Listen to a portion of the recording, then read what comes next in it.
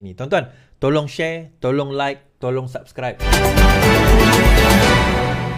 PAS dia panggil Muslimat.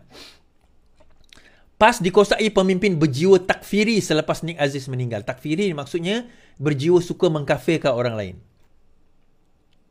Okey, kita baca. PAS didakwa dikuasai oleh pemimpin berjiwa dan berfikiran takfiri, merujuk kepada sikap seseorang yang mudah menuduh orang lain keluar dari Islam selepas bekas Mursyidul Am Parti itu Tan Sri Abdul Aziz Nikmat meninggal dunia. Ketua Wanita Parti Amanah Negara Aiman Azirah Sabu mendakwa pergeseran PAS di dalam PR pada asalnya bukan di antara PAS dan DAP. Sebaliknya adalah di antara PAS dan PKR atau lebih tepat antara PAS dan Anwar. Beliau mendakwa isu sebenar adalah Presiden PAS Tan Sri Abdul Hadi Awang tidak boleh menerima pandangan dan kepimpinan orang lain dengan keputusan majoriti ahli jawatan PAS turut dilanggar. Dakwaannya, perbezaan pendapat di dalam PAS juga gagal diuruskan secara berjamaah, malah lebih jauh daripada ukhuwah Islamiah. Bermula segala usaha pembunuhan karakter dan label-melabel. Haji Hadi sendiri mencabar yang tidak setuju dengannya agar keluar tinggalkan PAS. Pada masa yang sama, pengikut-pengikutnya terus menjalankan pelbagai provokasi dan buli dan dengan fitnah adu domba dijadikan sesuatu yang halal.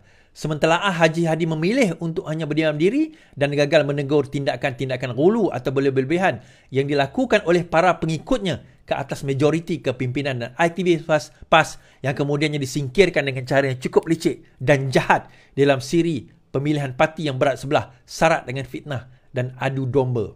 Dalam segala kerosakan dan kebajatan yang ada di dalam PAS bawah kepimpinan Haji Hadi, kegagalan menzahirkan perjuangan Islam yang penuh rahmah, kegagalan memastikan uswah dan qudwah, uswatul hasanah ni akhlak perbuatan yang baik, qudwah ikutan akhlak yang mulia, maka tiada jalan lain selain daripada berhijrah.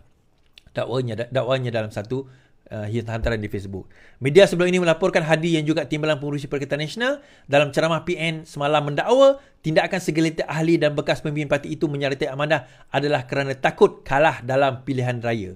Beliau turut menyifatkan mereka sebagai lemah semangat sehingga sanggup meninggalkan dasar perjuangan PAS.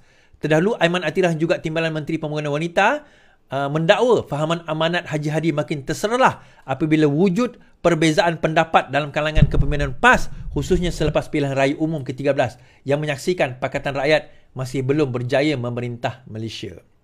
Okey, masih belum berjaya memerintah Malaysia. Menurut Ketua Wanita PH itu, Abdul Hadi memilih untuk membiarkan PR terbubar disebabkan dua faktor. Antaranya takut kalah dalam PRU14 kerana sudah hilang keyakinan dapat menjadi kerajaan persekutuan melalui pilihan raya bersama PR. Keduanya, Abdul Hadi juga tahu bahawa jika terus bersama Pakatan Rakyat dipimpin oleh Anwar, maka peluang PAS untuk menjadi Perdana Menteri adalah sangat sukar kerana perlu terlebih dahulu menafikan Anwar. Keputusan PRU14 membuktikan sebaliknya. Bekas-bekas pemimpin PAS termasuk Timbalan Presiden sendiri Muhammad Sabu bersama Allahyarham Salahuddin Ayub, Dr. Mujahid Yusuf Awal, Khalid Samad dilantik sebagai menteri di samping 5 pemimpin amanah juga dilantik sebagai Timbalan Menteri. Ini dengan sendirinya menepis dakwah Hadi yang menuduh kami menubuhkan dan menggerakkan amanah kerana takut kalah. Bahkan keputusan 14 adalah bukti bahawa pandangan kami masih bersama di dalam PAS adalah benar. Perlu diingat majoriti kepimpinan PAS yang menggerakkan amanah merupakan aktivis dan arkitek pembangunan PAS itu sendiri. Kemenangan amanah dan PH mengakibatkan kemarahan bukan kepalang. Itulah yang menjadi dorongan khususnya Haji Hadi sendiri mengatur rencana bagi menjatuhkan kerajaan Pakatan Harapan yang amanah bekas PAS sebahagian daripadanya. Baik. Saya nak komen sikit tentang ni tuan-tuan. Bagaimana sebenarnya perjuangan PAS ini, perjuangan awal PAS ni, kita bawa dari situ dulu. Macam mana saya nak start? Okey. Sewaktu Allahyarham Tuan Guru Nik Aziz masih hidup, dia adalah antara orang yang tidak percaya dan mengatakan ketidakpercayaan kepada kes liwat yang difitnah terhadap Datuk Seri Anwar Ibrahim. Satu atau dua, dia antara yang tak percaya. Dan dia mengatakan bahawa memang dia tidak akan percaya kerana perkara itu sememangnya tidak berlaku. Yang itu kisah lain.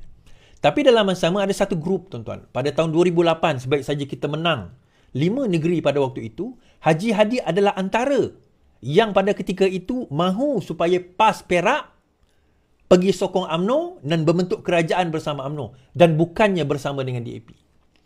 Jadi bila baru-baru Haji Hadi kata ini adalah perpecahan Pakatan Rakyat dulu kerana DAP, dia bukan kerana DAP tuan-tuan.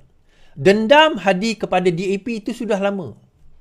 Dendam Hadi kepada DAP itu sebenarnya sudah lama. Dan dia memangnya daripada dulu adalah nationalist first. Dia memang orang yang nationalist dahulu. Katanya lah, dia bukan nationalist erti kata macam kita ni. Kibar bendera pada hari 31 Ogos, bukan. Nationalist erti kata dia menentang DAP kerana dia Cina. Sorry, biasa betulkan. Dia menentang DAP kerana dia kata DAP membawa amalan sekular. Dia kata macam tu. Maka dengan itu, DAP tidak compatible. So, bila dia peluk DAP kat depan orang ramai, itu semua wayang saja. Dendam dia dengan DAP masih lagi sebenarnya. So, sebab itu, pada waktu itu, Haji Hadi adalah antara orang yang mewujudkan pada waktu, kalau ingat, UG. Unified Government. UG ni dikatakan ada perbincangan di antara orang di dalam PAS bersama dengan mereka di dalam UMNO bagi membentuk kerajaan. Dan betul kata Atirah tadi bahawa PAS tidak yakin kalau masuk PRU 14 kerajaan boleh tumbang, UMNO boleh tumbang pada waktu itu. Dia kata hanya satu cara kita boleh jadi kerajaan, iaitu kena bersama dengan UMNO pada waktu itu. So gabungan itu perlu. Haji Hadi kata, ingat lagi Tuan Guru Nik Aziz kata, siapa nak kerja dengan UMNO, saya akan ludah muka dia kata. Dan orang-orang dalam PAS yang pro Hadi mainkan apa yang disebut oleh oleh Tuan Guru Nik Aziz pada waktu itu. Dia mainkan isu ni. Dia mainkan isu ini. Now, berlaku keretakan dan digunakan alasan kononnya DAP ni nak menolak RUU 355. DAP kata tak ada masalah. Bawalah RUU 355 dulu. Tetapi bentangkanlah dulu. Ceritakan kepada kami. Apa yang berlaku? Itu tentang apa? RUU itu apa? Bagaimana? Akhirnya, setelah meninggal, berlaku riffle masa tu, 2015, berlaku dah kekecohan dan perpecahan. 2014 dah mula. Perpecahan itu mula-mula berlaku. Masuk 2015, Tuan Guru Nik Aziz meninggal dunia. Hujung 2015, Pakatan Rakyat berpecah. Yang tak nak masa tu PAS, yang tak nak amanah pada waktu itu, yang tak nak Pakatan Harapan terbentuk pada waktu itu adalah geng Azmin and Katel. Malah geng Azmin dan katel-katel dalam geng Azmin itu sendiri, walaupun berada dalam PKR, mereka telah menandatangani 25 orang tanda tangan supaya Kak Wan dipecat kerana nak mewujudkan Pakatan Harapan pada waktu itu. Nasib baiklah Rafizi, masa itu Setiausaha Agong, dia terima surat tu, dia delay kan. Dia tubuhkan Pakatan Harapan, dia tak boleh buat apa. Masuk PRU ke-14 pada tahun 2018. Pada masa itu berlaku pertembungan 3 penjuru. Kerana menurut PAS, menurut UMNO, kalau bertembung 3 penjuru, undi Melayu akan pecah dan undi Melayu akan tak pergi kepada Pakatan Harapan, tapi dia akan pergi kepada UMNO. But they were wrong, tuan-tuan.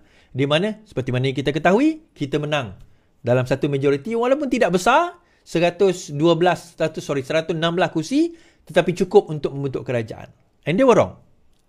Dan pada waktu itulah, kita dapat lihat bagaimana PAS, boleh bertanding lebih 100 kerusi. Daripada mana dia dapat dana?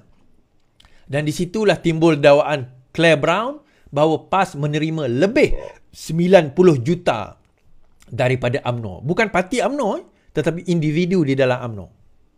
Dan Hadi pergi saman Claire. Last dia kata dia menang, tapi ujungnya dia yang kena bayar Claire 1.4 juta. Now, balik kepada cerita ni tadi. Riffles itu 2014 itu berlaku sampai ada masa itu pemilihan parti PAS. Ya, ni mereka menuduh Anwar Rinas, geng-geng ini yang pro kepada Anwar, pro kepada Pakatan Harapan, Pakatan Rakyat pada waktu itu, sebagai Anwar Rinas tak boleh pakai, mereka adalah orang yang terbuang, munafik haraki dan sebagainya.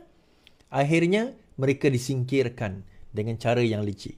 Dia keluar, pihak 2016 terbentuklah Parti Amanah Negara, 15 dia keluar, 16 terbentuk Parti Amanah Negara.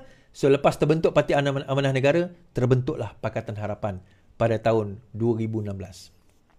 Tapi pada masa itu Pakatan Harapan tidak berjaya di orang kata register lah, tak berjaya register. Masih lagi guna parti masing-masing untuk bertanding. Di dalam first kali Amanah bertanding di dalam PRN Sarawak pada tahun 2016. Kenapa? Sebab Don Semariang yang bertanding amanah pada waktu itu. Kan? So saya tolong masa tu amanah bertanding di Dun saya. Walaupun kalah, tapi tak apalah. Kita pun tahu kan Piala 2016 tu bagaimana keadaan dia. But the rest is sebenarnya hakikat. Kita nak cerita. Hadi sebenarnya dia memang apa orang kata, memang dia bercita-cita nak jadi Perdana Menteri lama dah. Itu tak boleh kita nak nafikan lah. Tetapi cita-cita dia nak jadi Perdana Menteri ini, dia tahu dia tak boleh jadi Perdana Menteri dengan cara, macam mana nak kata? Dengan cara dia sendiri-sendiri. So dia terpaksa bergabung dengan someone. Pada waktu itu nak bersama dengan UMNO. Bila terbentuk Kerajaan Pakatan Harapan, ditimbul satu perasaan. Perasaan dia ialah dia dah benci, dah buang golongan-golongan amanah. Arwah Salahuddin, Mat Sabu, Khalid Samad, apa orang kata, Mujahid, yang geng-geng tu semualah, Dr. Zul dan semua dah dibuang daripada PAS. Dia ingatkan bila dah dibuang ni, tak habislah kerja politik dia orang. Sebaliknya masuk amanah, bentuk Kerajaan Pakatan Harapan, menang tuan-tuan. Lagilah dia berbulu. So sebab itu dah antara sebab kenapa pada masa itu PAS bersetuju untuk tak nak bergabung dengan Pakatan Harapan. Dia bukan sebab dia AP. Dia bukan sebab dia AP. Sebab dia tahu dendam kesumat dia dengan geng-geng dalam amanah ni. Di DAP itu hanya alasan. Dijadikan alasan untuk nak mengatakan bahawa DAP lah menyebabkan kami tak. Bukan DAP tuan-tuan. Sebelum itu dia peluk elok je Lim Guan Eng. Peluk elok je Lim Kit Siang. Dia bukan DAP. Itu alasan. So digunakan alasan ini sebenarnya untuk apa? Dia nak merosakkan hubungan ataupun dia nak memastikan bahawa amanah itu tidak akan dapat. Siapa sangka tuan-tuan amanah tiba-tiba boleh menang kursi, boleh jadi menteri.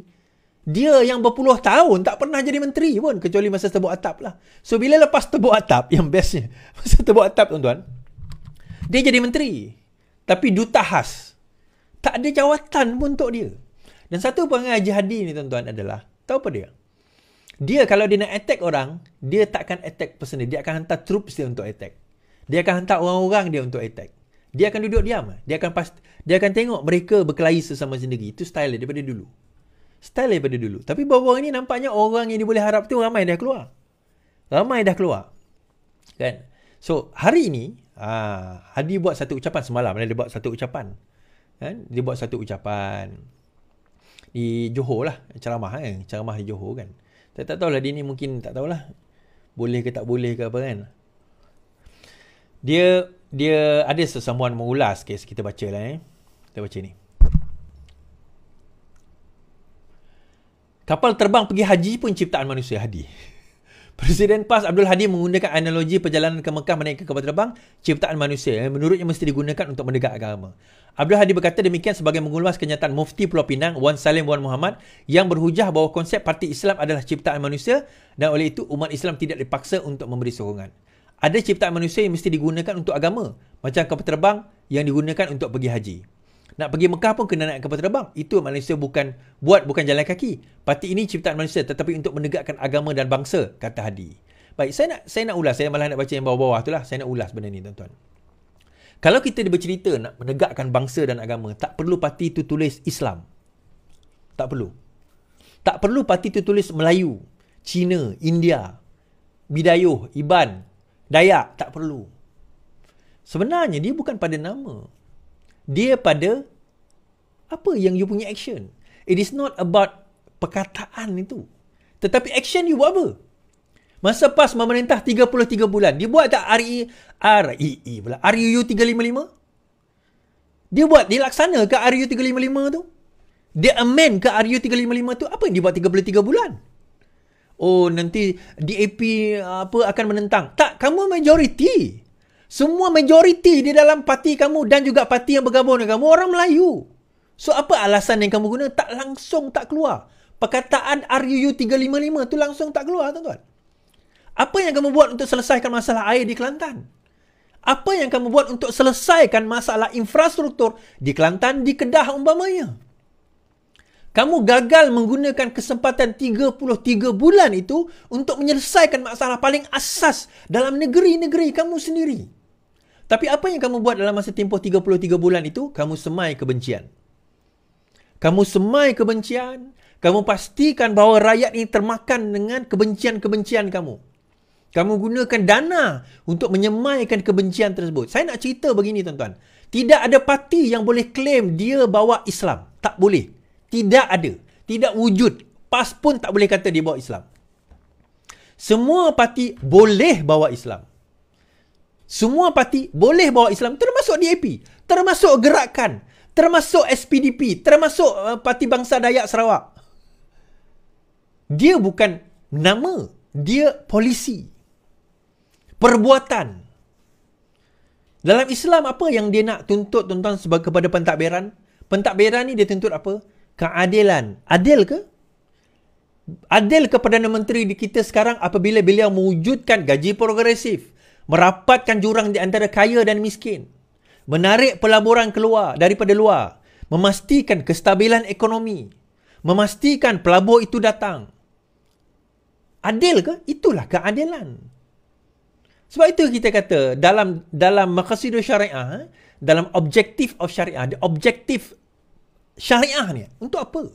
Objektif syariah ni apa dia? Islam ni membawa objektif apa? Menjaga agama, menjaga akal, menjaga keturunan, menjaga harta benda, menjaga apa orang kata keadilan. Itu antara perkara yang nak dijaga oleh pentadbiran Islam yang sepatutnya. Tetapi ini tidak dimeterikan. Saya bagi contoh baru-baru ni lah tuan-tuan. Kanun jenayah hudud Kelantan dicabar oleh seorang oleh seorang lawyer Islam, Erin, yang itu dipertikaikan. Ada orang bertikaikan, inilah dia orang yang nak menentang hudud Islam. Tuan-tuan, itu bukan hudud Islam, itu hudud PAS. Sesiapa boleh nak mencabar hudud tersebut. Saya tak ada isu sebenarnya untuk cabar. Dia bukan ayat Quran. Dia adalah perkataan yang disusun oleh manusia. Sesiapa pun boleh cabar. Boleh challenge. Kalau sekiranya kita kata tak boleh dicabar, maka benda itu tidak boleh dibahaskan di dalam Dewan Undangan Negeri. Jadi apa guna kita jadi negara demokrasi kalau buat undang-undang tak boleh dicabar? Kita nak jadi negara apa? Akhirnya benda itu kalau nak dilaksana pun kena dibawa ke dalam Dewan Undangan Negeri untuk dibahaskan. Perbahasan bermaksudnya ada pencabaran.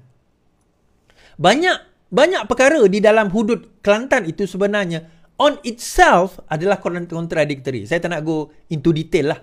Boleh tengok Ustaz Wanji antara yang membahaskan tentang perkara ini. Sebab dia adalah salah seorang panel dahulu yang mengkritik pada waktu itu tentang hudud Kelantan PAS. Enactment hudud Kelantan PAS pada waktu itu.